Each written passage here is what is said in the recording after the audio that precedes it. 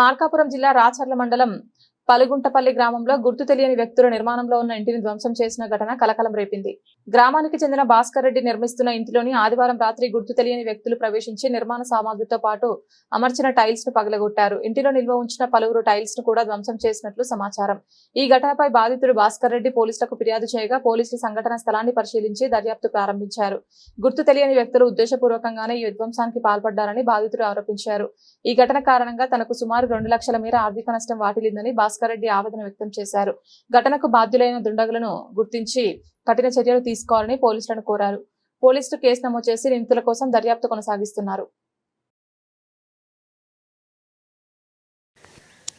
నమస్కారం అండి, నా పేరు భాస్కర్ రెడ్డి. మా ఇల్లు వచ్చేసి పలుగుంటపల్లి గ్రామం, రాచర్ల మండలం, మార్కాపురం జిల్లా.